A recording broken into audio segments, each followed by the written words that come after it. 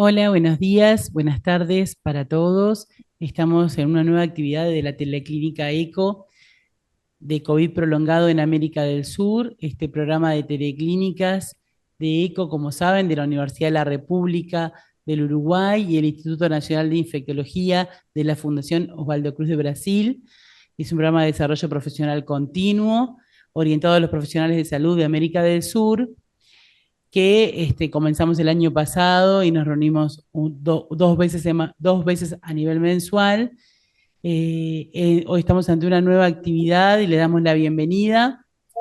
Eh, Contamos con la presencia, hoy vamos a trabajar el tema de COVID prolongado en los Estados Unidos, estimaciones y lecciones aprendidas, para lo cual tenemos el gusto, el placer de contar con la colega Sharon Zaida del Centro de Control de Enfermedades de Estados Unidos, que nos va a estar haciendo una presentación y luego intercambiando con nosotros y contestando las preguntas que eventualmente surjan.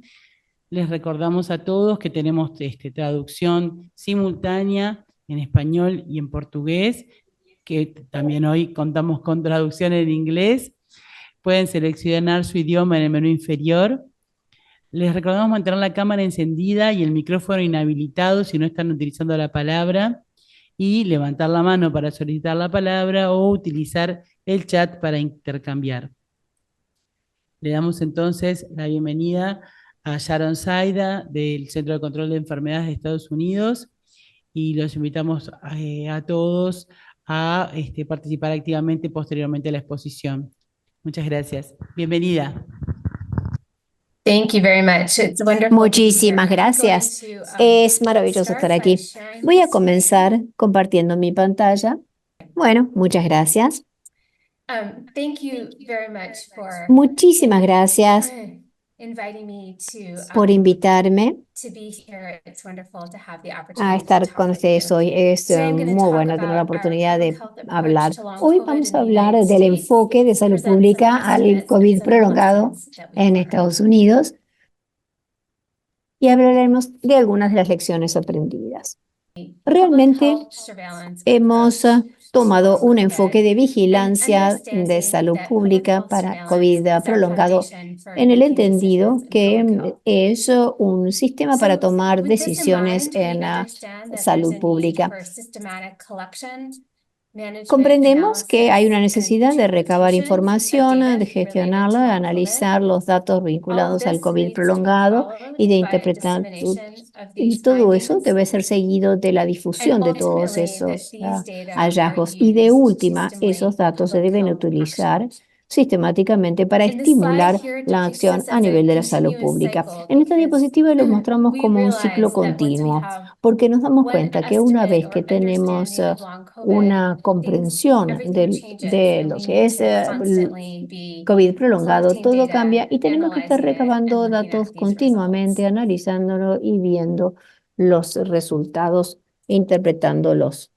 So far, our surveillance Hasta systems ahora, and nuestros sistemas de epidemiologic vigilancia y evaluations las have evaluaciones identified a epidemiológicas han number of groups with a identificado higher una serie de likelihood of grupos que tienen una developing long mayor COVID probabilidad de in the presentar US. COVID prolongado en These Estados include Unidos. females, Entre ellos se incluyen las older mujeres, individuals, los sometimes, individuos de so mayor edad, adolescents algunas have veces. a higher Los prevalence of adolescentes, long por ejemplo, COVID tienen compared una to younger prevalencia más children. elevada que los And then middle-aged niños adults have a pequeños. higher prevalence of long Los COVID adultos compared de to edad younger, media older adults with comparado self-reported tienen una mayor symptoms. probabilidad But comparado con adultos más older jóvenes adults o de compared to más edad younger adults en relación con los seem to síntomas. Pero have a los higher adultos incidence de of más many of edad the comparado con los más conditions that are jóvenes associated tienen with long COVID. diferente Severity of acute COVID illness condiciones is de associated with an afecciones increased risk of developing long incidentales. La COVID, gravedad de la as well enfermedad as de underlying health COVID-19, conditions así como prior to las having condiciones de COVID-19, salud especially subyacentes asthma and antes autoimmune de diseases. tener COVID-19, There's especialmente also asma some y las enfermedades indication that autoinmunes, individuals who are at también lower son un socioeconomic factor status que incide, have a así higher como el risk of long estado COVID. socioeconómico And más then bajo. Y el hecho de no haber, hay cada vez más evidencias de que quien no haya recibido la vacuna de COVID-19 también tiene un mayor riesgo de presentarlo. Aquí tenemos el marco general para las condiciones post-COVID que hemos estado utilizando en los CDCs desde el otoño del 2020. Voy a presentar esto también haciéndoles saber que mañana la Academia de Ciencias, Ingeniería y Medicina de los Estados Unidos va a estar emitiendo un informe actualizando esta definición, de manera que esto es lo que hemos estado utilizando hasta ahora y tal vez se actualice. En general, entonces, pensamos en que las afecciones post-COVID son un espectro muy amplio que incluyen consecuencias de salud mental y física que siguen desarrollándose hasta por lo menos 4 semanas después de haber tenido la infección por COVID. Hay dos tipos de síntomas. Por un lado, tenemos las secuelas postagudas de la infección después de una infección por SARS-CoV-2, que puede ser, por ejemplo, fibrosis pulmonar o un accidente cerebrovascular, y síntomas clínicamente significativos que tal vez no tengan una patología clara, como la disautonomía, y también se incluyen síntomas que tal vez puedan seguir a un síndrome inflamatorio multisistémico en los niños.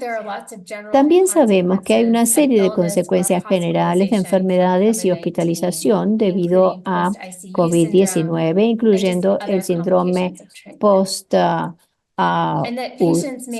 CTI y otras complicaciones de tratamiento o enfermedades. Y luego tenemos cualquier combinación de todas estas diferentes afecciones. Y como ya mencioné, a veces utilizo estos términos de manera intercambiable, pero voy a tratar de utilizar el término COVID prolongado a lo largo de esta charla.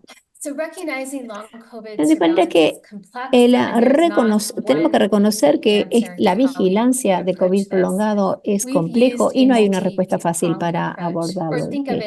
Utilizamos lo tenemos que ver como diferentes piezas de una rompecabezas, de manera que hemos realizado encuestas a nivel local preguntándole a los pacientes si siguen con síntomas. También utilizamos estudios de cohorte perspectivos para ver cómo va evolucionando con el tiempo en los individuos. Utilizamos también vigilancia centinela, que es vigilancia en diferentes centros o ubicaciones en Estados Unidos, y también aprovechamos la información que tenemos de las historias clínicas electrónicas. Voy a estar presentando un breve resumen de qué es lo que hemos aprendido de cada uno de estos enfoques. De manera que las encuestas de salud transversales son muy útiles porque nos dan una visión instantánea de COVID prolongado. Estos son resultados de nuestra encuesta nacional. Se supone que sea representativo de la población de Estados Unidos. Se le pregunta a los individuos si tuvieron síntomas que duraran más de 3 meses, que no tuvieran antes de tener COVID. En el 2002, 1.3 de los niños dijeron que haber tenido COVID prolongado, y en el 2022, 6,9% de los adultos habían tenido.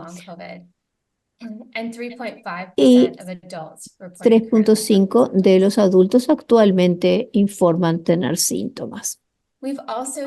También hemos utilizado el sistema de vigilancia de los factores de riesgo. Esta es una encuesta que se le pregunta en cada estado en Estados Unidos para ver la prevalencia de quienes declaran tener COVID prolongado entre los adultos. Esta información es valiosa porque nos da una instantánea de dónde podríamos ver un aumento de COVID prolongado en el país, de manera que Los estados que están en negro son los que tienen mayor prevalencia, hasta 10.6%.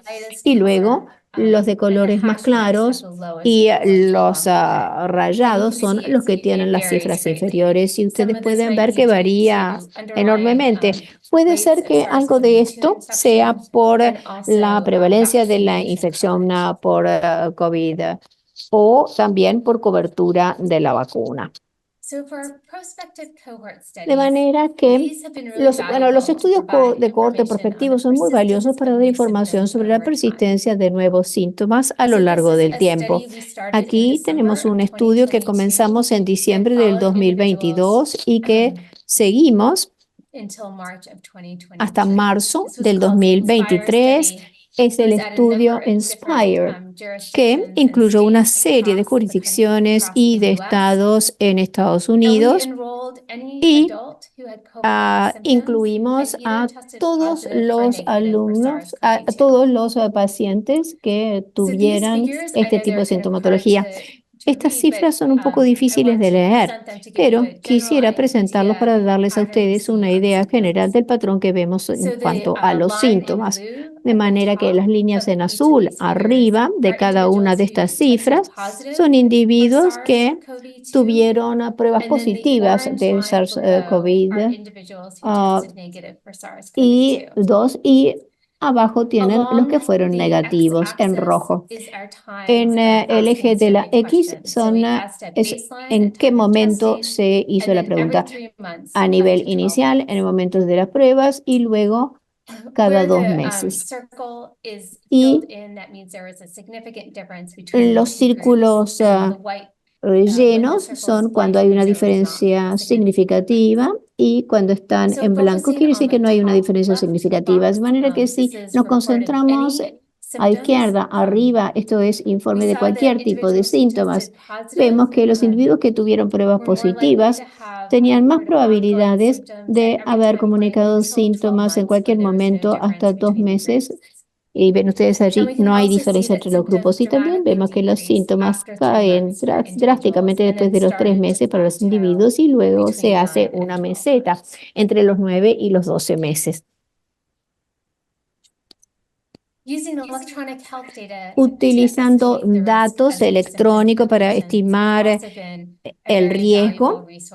Esto ha sido también muy útil para nosotros en nuestra vigilancia. Hemos logrado identificar una gran muestra de pacientes de esta manera, incluyendo niños y adultos. En este caso, observamos individuos que tuvieran alguna evidencia de presentar síntomas nuevos hasta 150 días después de haber tenido una prueba positiva para SARS-CoV-2, comparado con los pacientes que tuvieron pruebas negativas. Y ustedes pueden ver que en estas cifras, en naranja tienen los individuos que tuvieron que hospitalizarse y en azul los que no.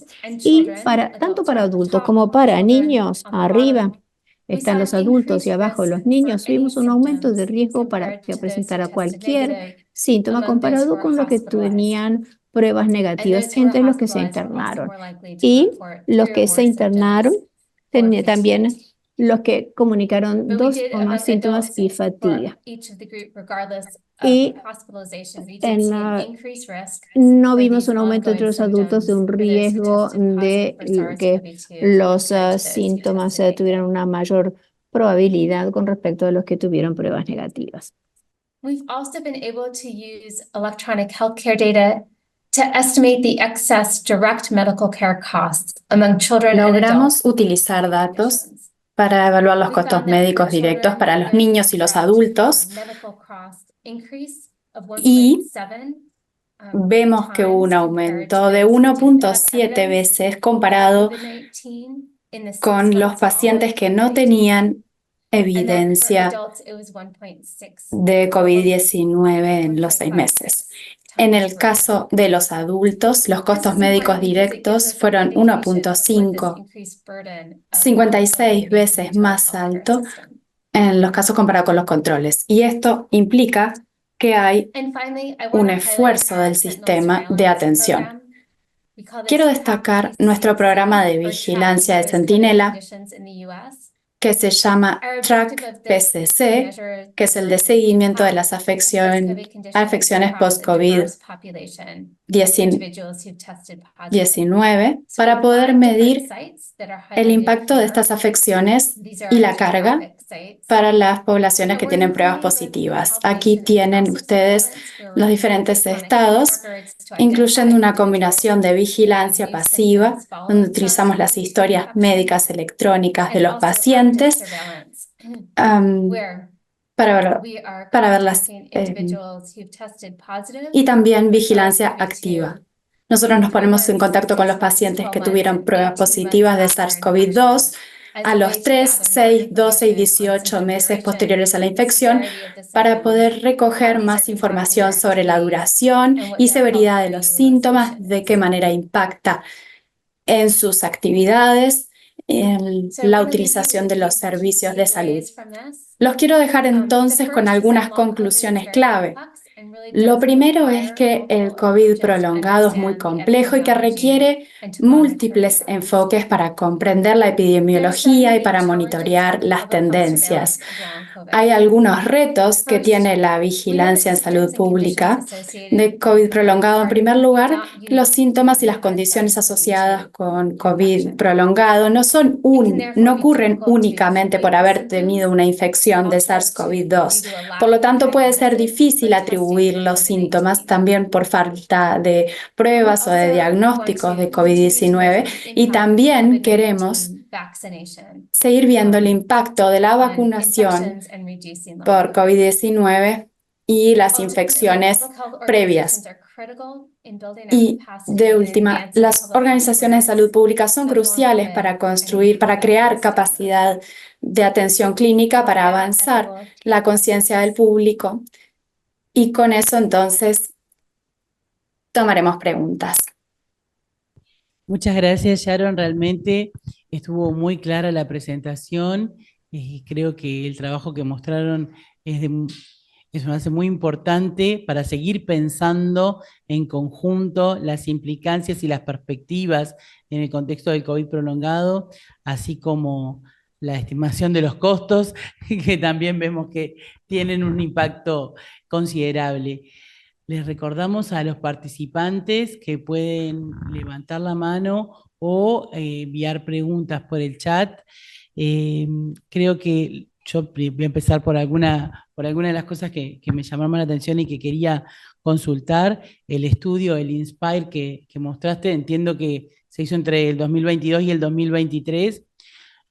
Realmente se puede ver que hay un aumento de las consultas, de los síntomas, de todos los síntomas globalmente, pero ¿entiendo bien o es a partir de los 9 meses ya esa diferencia, ustedes observaron que no existía más? Digamos, a partir de los 9 meses no hay una diferencia significativa, si interpreto bien. Eso fue para adultos, ¿verdad? Yes, thank you. Sí, gracias.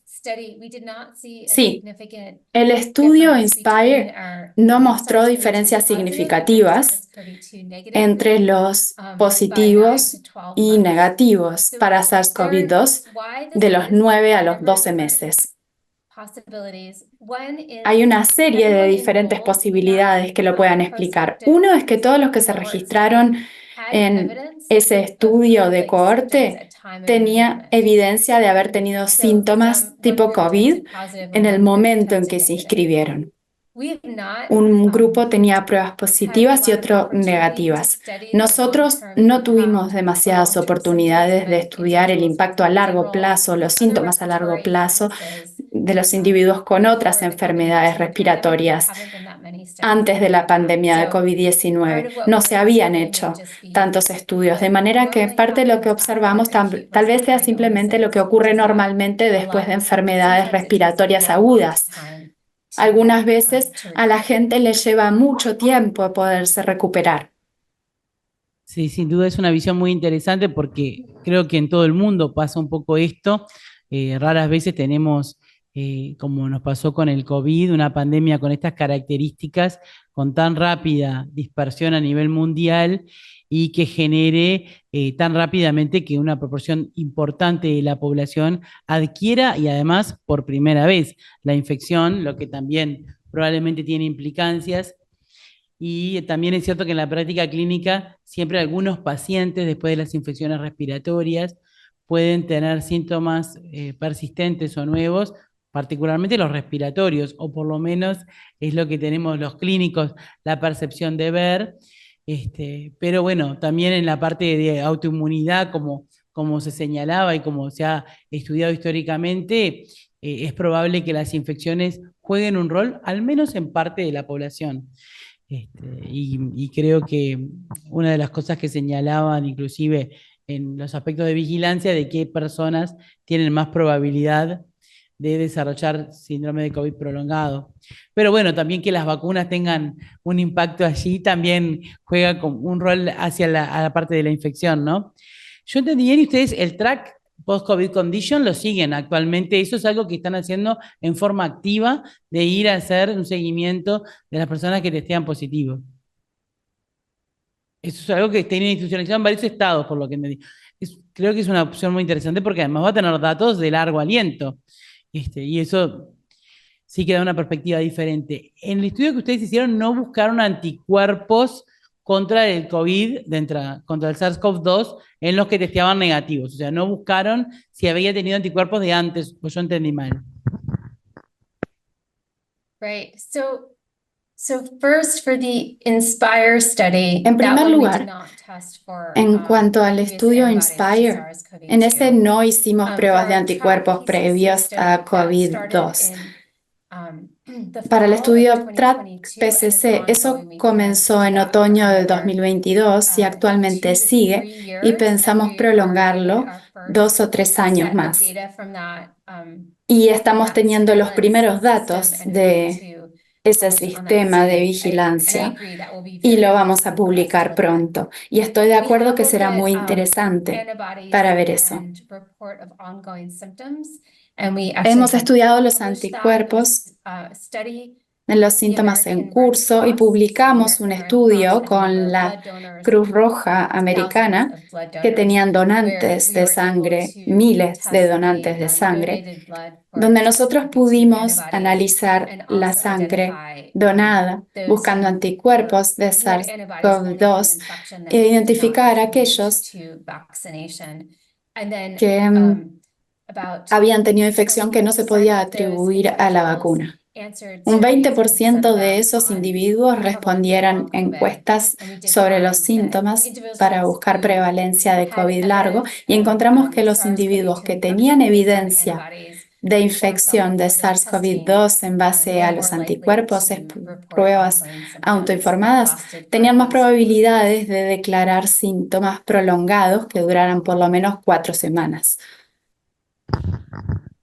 Sí, claro, ese dato que es muy fuerte a la hora de pensar que es independiente, porque la pandemia también trajo consigo muchas repercusiones por la respuesta a la pandemia que dimos los países, los estados, las instituciones de salud, por el temor ante la enfermedad nueva, por las consecuencias en seres próximos, en seres queridos, en otras personas que enfermaron, sobre todo al principio, y ni que hablar en quienes tuvieron cuadros en agudo de mayor gravedad. Pero aquellos que tuvieron una infección no diagnosticada o subclínica y que a pesar de eso tienen más probabilidades de síntomas persistentes, apunta mucho al, bueno, cuánto es lo biológico estrictamente hablando que también juega el virus, ¿no? Es verdad que si bien no tenemos datos de infecciones respiratorias previas y que es probable que algo exista en todas, hay cosas que probablemente sean más propias del COVID o algunos más característicos, así que cerebro que hagan este estudio de vigilancia epidemiológica a largo plazo, porque siempre es bueno tener información hasta para conocer las respuestas que damos. Y ahora, capaz yendo un poco al tema de los costos, la verdad que no son menores los hallazgos que encontraron, porque aumentar por 1,75 creo que era, no me acuerdo de una cosa así, los costos en adultos y 1,56 en niños, si yo no recuerdo mal, es un monto considerable a la hora de pensar en lo que los sistemas de salud ya enfrentan depresión, ¿no? Álvaro, que tiene experiencia en el área de insulación reciente, capaz que no fue... No, yo justamente me sorprendió, que creo que si no entendí mal, era 1.56 en adultos y 1.70 en chicos, children. Entonces, justamente iba a preguntar, ¿cómo se explica esa diferencia? Porque en realidad el impacto del post-COVID en ese grupo etario, en el grupo de los adolescentes y los chicos, fue menor en términos generales que respecto a los adultos. ¿Cómo se explicaría esa diferencia de costos tan importante? Yeah, it's a good question. That is a study where Sí. I will first say we need to repeat it. Ese es un So, estudio, bueno, diría que lo what we tried tendríamos to que do repetir. was first look at Lo que tratamos de hacer en primer lugar fue ver la diferencia de costos pre-pandemic entre time and post-pandemic time, because we were aware la época that, prepandemia y pospandemia, similar porque to many nosotros other countries, nos dábamos in the cuenta US, de que al igual que individuals were pasa en just muchos not otros going países, en to Estados seek Unidos los healthcare individuos during a lot simplemente of the no pandemic. consultaban Um, durante gran parte de and la so we pandemia. did control for that. And then, Entonces, the sí increased hicimos cost, ese control we y compared it to a luego group where we el didn't costo, see evidence el aumento de of los having had costos los comparamos con un COVID-19 and grupo matched en el those who que had COVID and those who didn't, teníamos the evidencia index date of COVID-19 and then de we que habían followed for 6 tenido. months. Comparamos los que tenían evidencia y los que no It could tenían be a lot evidencia of de things. infección One is we y know los that seguimos long 6 COVID, meses. presents with a Podía lot ser of debido a different varias cosas. symptoms, Sabemos many que el different COVID symptoms for prolongado people. se presenta And con una one, serie de diferentes one síntomas factor that might be en la happening gente is that individuals have these y un symptoms, they're factor que going to puede seek estarse a lot of dando es que medical los care individuos que tienen until they estos get síntomas either consultan diagnosed mucho with long COVID or hasta que se les hace un provider, diagnóstico de clinician COVID helps them figure prolongado out o hasta ways que to el manage the clínico los symptoms and ayuda a treatment. darse And that cuenta de may cómo be pueden leading a manejar lot los to a síntomas lot of y what el we're seeing in tratamiento, terms of y eso tal increased vez cost. sea lo The que difference between children hace and que haya adults, ese aumento de one costos. La diferencia entre los factor to niños y remember los is that in adultos, general, yo creo adults don't que go un to the factor que hay que doctors recordar es very que en often general unless los they're really adultos sick or no they van need al to go médico for a mucho, regular a no ser school que se sientan muy annual mal checkup or o something like that. que And tengan que so ir a un control adults might go anual to the por el doctor trabajo, por la often, and so escuela. maybe in a healthier, En younger los population, which would en los be niños para la escuela, children, mientras que see los more, adultos greater impact tal of vez COVID. vayan menos a menudo. En los niños entonces es que vimos un mayor impacto porque no van tanto al médico. Claro, hay un costo diferencial ahí entonces ahora lo entiendo. De todas maneras, en el adulto probablemente influya, además de los costos vinculados a la asistencia médica y a las consultas, estimo que también están los costos derivados de no dejar de trabajar. Seguramente ese costo también se tenga en cuenta, que en el niño eso es más relativo. Pero bueno, evidentemente hay ahí una diferencia que no es fácil de explicar, pero que en cualquier caso es parecida, porque uno es 1.56 y la otra es 1.7, o sea que hay un aumento significativo de los costos. La otra pregunta que iba a hacerles, que iba a hacerte, que me parece muy interesante también la presentación y todos los datos que has mostrado, dentro de los factores de riesgo no me quedó claro, me queda claro las mujeres, me queda claro la población añosa, etcétera.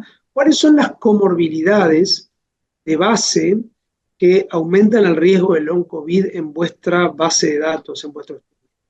Yeah, that's a good question. So Es una buena pregunta. underlying comorbidities, Las comorbilidades subyacentes, so part of that is parte de eso probablemente esté vinculado al hecho de que la gente con comorbilidades subyacentes tienen un mayor riesgo de tener infecciones severas por SARS-CoV-2, de manera que eso puede ser parte de lo que estamos observando ahí. Particularmente en el caso de asma, tal vez el hecho de tener asma predispone a que uno tenga síntomas respiratorios y afecciones respiratorias a largo plazo más severas, y similar con las enfermedades autoinmunes que los predisponen a presentar alguna otra afección o síntomas. Una cosa que no hicimos al observar las condiciones subyacentes antes de COVID-19, es específicamente mirando cómo cada enfermedad subyacente puede estar relacionado con síntomas a más largo plazo o algunas condiciones incidentes específicas. Existe la pregunta de, por ejemplo, de si el hecho de tener, si uno tenía diabetes y después tuvo COVID-19, sí, es más difícil para el paciente manejar su diabetes preexistente porque la enfermedad de COVID haya exacerbado su enfermedad de base. Eso es una cosa que no hemos estudiado, pero que también es una buena pregunta. Sí, exactamente, es una cosa interesante. Me llamó la atención que eso no estuviera, claro, seguramente están comprendidos dentro de las presentaciones graves, queda como incluido dentro de las presentaciones graves a los pacientes con diabetes, porque es un clásico, ¿no? ¿Verdad? O sea, para la gravedad de esto. Y la otra cuestión que me quería consultar es respecto a las embarazadas, si tuvieron algún dato de post-COVID en embarazo, de eso no escuché nada, pero capaz que hay algún dato que puedes comentarnos. Sí, también es un grupo muy importante de estudiar. Nosotros en los CDC no hemos publicado ningún dato sobre las mujeres embarazadas todavía. En Estados Unidos, los Institutos Nacionales de Salud tienen una iniciativa de recuperación de COVID que identificaron individuos embarazadas en el momento de tener COVID-19 y le están haciendo un seguimiento buscando COVID prolongado. Pero no hemos estudiado todavía eso. Sin duda va a ser muy interesante porque realmente en el embarazo, por lo menos lo que pudimos ver en nuestro país, fue un aumento muy marcado de la mortalidad, que cuando uno mira las curvas de mortalidad en embarazo, que por suerte son muy pocas las muertes, realmente el COVID fue una inflexión muy importante, que bueno, ya hemos visto en otros periodos de tiempo con la gripe, particularmente con la gripe pandémica, pero que no es menor. Claro que probablemente es más difícil estudiar el COVID prolongado por todas estas causas y porque se da en un contexto de cambios donde es difícil saber a qué atribuir cada una de las cosas, porque claramente, además de que el embarazo tiene su término en el tiempo y que los diferentes trimestres son diferentes las modificaciones que se pueden dar. Nosotros tuvimos una mortalidad muy elevada y sé que hay otros países que lo han reportado también, particularmente en los embarazos más grandes, como también suele ocurrir con otras enfermedades respiratorias virales de tipo pandémico, y donde probablemente, además del virus, el tema del manejo que tenemos los clínicos también tenga un poco que ver. Ustedes supongo que pudieron observar también, o sea, que tienen un grado de vigilancia epidemiológica importante esta situación, y de hecho creo que esos datos que pueden obtener de las embarazadas van a ser muy valiosos, porque es poco probable que alguien más esté haciendo ese trabajo. No sé si ya tienen alguna novedad de eso o está todo en vías de todavía recopilación. Todavía estamos recabando información y estoy de acuerdo contigo que creo que es realmente importante concentrarnos en la vigilancia. Son estudios importantes de hacer. Bueno, sin lugar a dudas, los estudios de vigilancia son de mucha importancia, pero lo que hablábamos también del tema de los costos y de cómo valorar el impacto del COVID más allá de los episodios de COVID. Y hoy hablábamos de los costos y cómo los costos se incrementaban post pandemia, y probablemente ahí yo pensaba tendríamos varios ingredientes. Por un lado, los directamente vinculados al COVID y los síntomas prolongados que puedan vincularse al COVID. Por otro lado, todo lo que no se hizo de screening, de prevención y de manejo adecuado de las enfermedades de base. Por otro lado, las enfermedades que se diagnosticaban, algunas pueden haber sido desencadenadas por COVID o desenmascaradas por el COVID, que a veces el COVID jugó simplemente ese rol. Bueno, logró que la persona vaya al médico y ahí se descubrió que tenía diabetes, por ejemplo. Y por otro, el mal control y el manejo global de las patologías que hicimos, como pudimos durante tanto tiempo en el contexto del COVID y del de esté en su casa, que también tiene repercusiones. Bajaron muchísimo las medidas de screening, bajó muchísimo el control de las enfermedades, inclusive el control del embarazo. Hicimos todo lo que pudimos tratando de que las personas se mantengan en el hogar, y creo que es esperable pensar que eso tenga repercusiones con un coste adicional subsecuente. Digo porque si pensamos en que uno medía el costo pre-COVID y el costo post-COVID, también es cierto que hubo un costo durante el COVID donde una cantidad de cosas no se hicieron, y bueno, eso habría que sumarlo al post-COVID. De alguna manera, pensar que eso en algún momento habría que hacer el catch-up de alguna manera de esas medidas de prevención, de control y de seguimiento médico. No sé si eso está contado, bueno, o claro, si todas las medidas de prevención que no se hicieron, de screening de cáncer, por ejemplo, evidentemente uno espera que haya un aumento posterior, y eso podría explicar, o entiendo yo al menos en parte, un aumento de los costes vinculados a la asistencia en el periodo pospandémico. Yeah, no, I think that is Sí, really sí, efectivamente, yo creo que ese es un punto importante, que la gente no iba al médico para muchos de esos controles de screening que se recomendaban y que durante la pandemia no iban.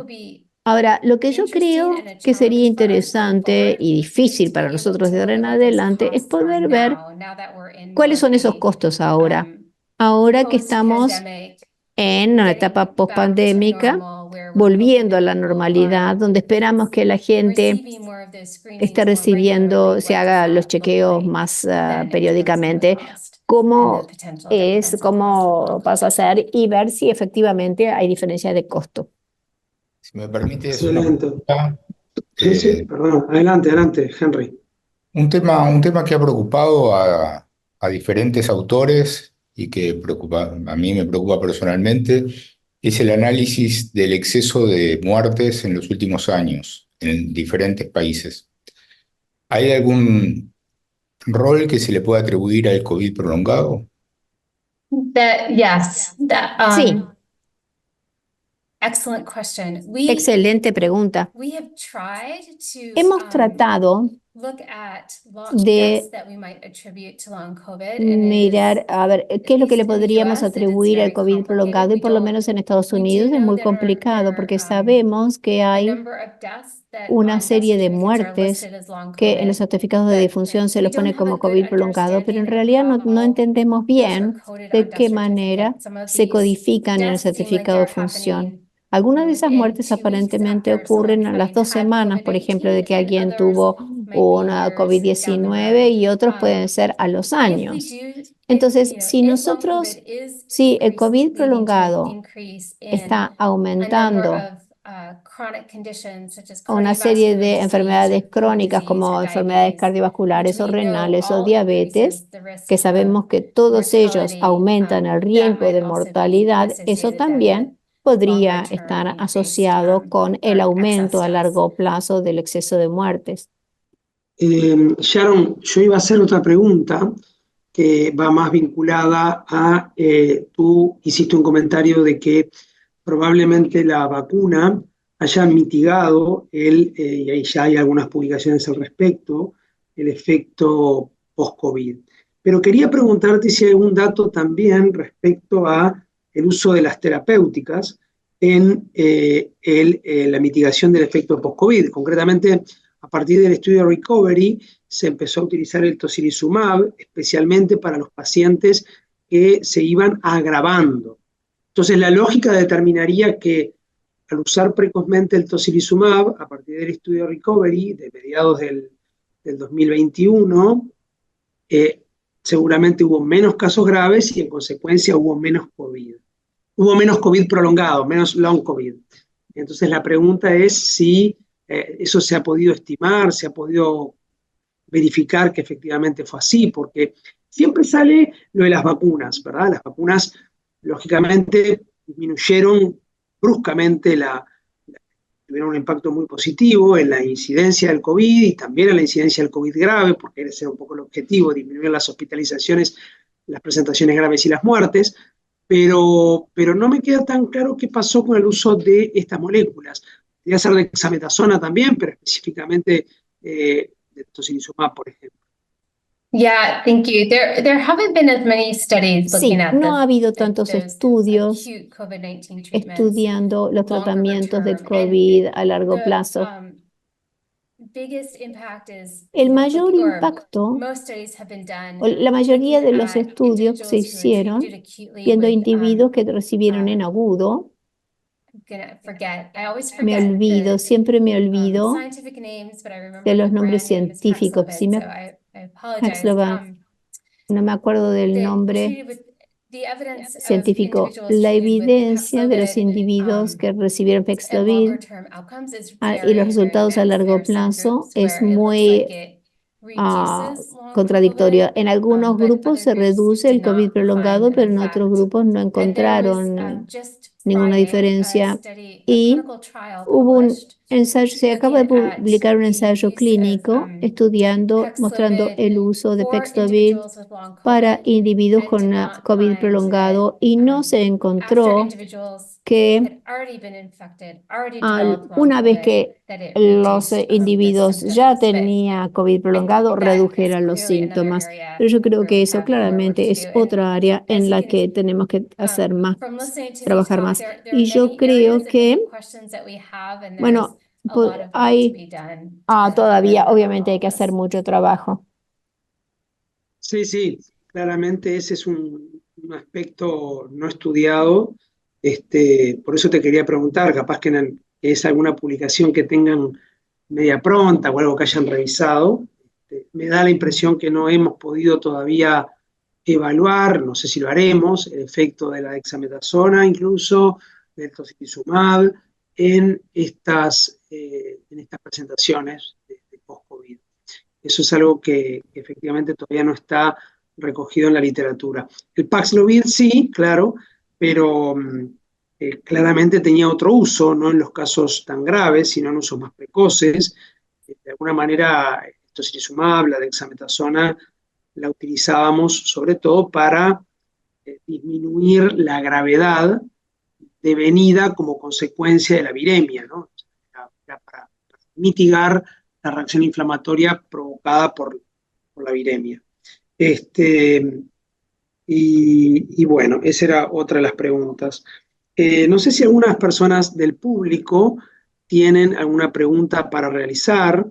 Nosotros con Mariana la hemos exprimido a Sharon todo lo que hemos podido, porque no siempre tenemos disertantes de tan alto nivel, realmente, es para nosotros una experiencia súper positiva, y la verdad que, por lo menos en América Latina, las bases de datos no son tan voluminosas, y desde luego que no tienen este nivel de sistematización que tú has mostrado, y que realmente para nosotros es extremadamente valioso.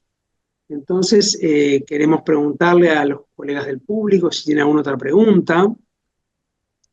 Bien. No, y sin duda, sobre esto que decían de los fármacos, cabe pensar que es poco probable que tengamos mucho más, porque en realidad, sinceramente, el impacto de las vacunas ha sido excepcional en bajar la gravedad, y si bien seguimos viendo mucho COVID, no tiene punto de comparación realmente con lo que tuvimos en los periodos prevacunales. Entonces, uno piensa que realmente en lugar de los fármacos, poder demostrar ahora en el COVID prolongado va a ser mucho más difícil que lo que hubiese sido en otro momento, porque tenemos mucho menos casos, con menos factores de riesgo para evolución a COVID prolongado, porque la mayor parte de las personas ya está vacunada, porque las presentaciones son menos floridas y sobre todo menos graves. Entonces es poco esperable que podamos mostrar algo fuerte respecto a los fármacos para el long COVID, cosa que en otro momento se pensó.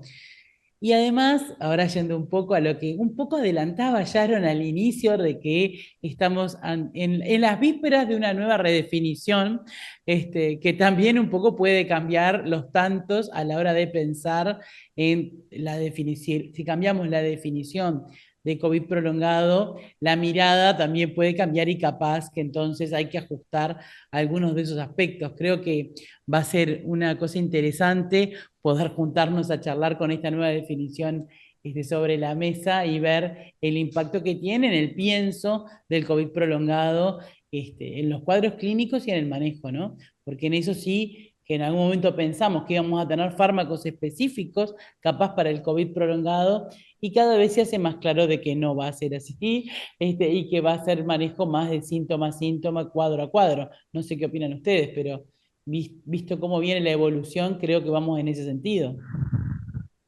Sí, de alguna manera como hemos hecho toda la vida con los síndromes Yes, somehow. Oh, yeah, no, I also agree. I have a feeling that is Sí, how we're también estoy de acuerdo. going forward also. Yo creo que así vamos a terminar, Sin sí. embargo, Creo yo que un me poco parece que esa es la atrevido, dirección. solamente como observador, soy Yo creo que perdón. Adelante. Soy gastroenterólogo, Sharon, pero bueno, he estado involucrado en este tema del COVID. A mí me parece que a pesar de la baja de la prevalencia de presentación del COVID grave, creo que vamos a ver un aumento de la prevalencia porque vamos a aprender a diagnosticarlo mejor, que es uno de los grandes déficits que tenemos en estos momentos, que es el subreporte, como tú decías en tu brillante conferencia, que vuelvo a agradecer.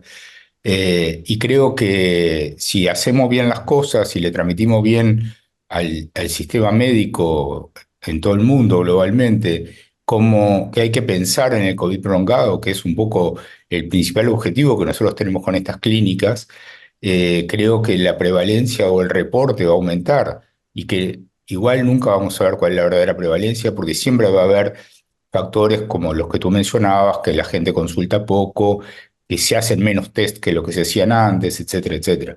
Entonces la gente ahora dice, ¿tuvo COVID? Le preguntamos y dice, me parece que sí, pero no estoy seguro. Así que a mí me parece eso un poco atrevido, pero me gustaría saber ¿qué opinás? I agree. I think you're right. I think Estoy de acuerdo. Creo que tiene razón.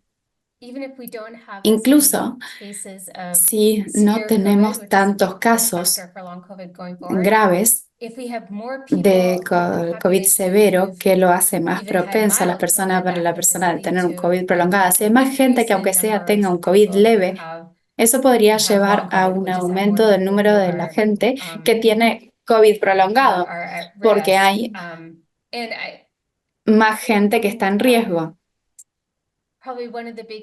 Yo creo que probablemente una de las cosas importantes es crear conciencia entre los clínicos, entre los prestadores de salud, que el COVID prolongado existe y que eso puede ser algo que explique muchos de los síntomas y afecciones que están observando. Muchas gracias. Perdón, Henry, que esta parte no, lo último no se te escuchó. ¿No que ibas a decir tú algo cuando yo había empezado a hablar? Efectivamente que parte de las lecciones aprendidas del post-COVID evidentemente también son extrapolables a otras entidades. Lo que hoy mencionábamos de los síndromes post-infecciosos y de cómo existe un proceso que viene luego de un síndrome infeccioso agudo respiratorio, de una neumonía viral y también de una bacteriana, como comentó la doctora Mariana Guirado, que en la clínica lo vemos, el paciente no queda 0 kilómetro al otro día de haber terminado el tratamiento. Efectivamente lleva una recuperación a veces más o menos prolongada, dependiendo de cómo haya sido el cuadro y dependiendo también de la carga de enfermedad del paciente. Pero al mismo tiempo hace otras lecciones aprendidas es la importancia de enfatizar en la salud mental luego de los cuadros infecciosos agudos y especialmente de los graves, y en enfatizar en la rehabilitación en estos cuadros, la rehabilitación respiratoria, la rehabilitación de la fuerza muscular, la rehabilitación motora, o sea, y como muy bien decía Mariana, esto no pasa por tratamientos farmacológicos o seguramente no pase por tratamientos farmacológicos, o si pasa por tratamientos farmacológicos será en una medida pequeña. En la gran mayoría requiere rehabilitación funcional, motora, respiratoria y mucho apoyo de salud mental, que en los grupos post-COVID que nosotros implementamos, realmente los aportes más valiosos vinieron por ese lado, porque la fatiga, no teníamos un tratamiento para la fatiga prolongada, no teníamos un tratamiento para esa nube que la gente relataba desde el punto de vista intelectual, que tenía dificultad para concentrarse.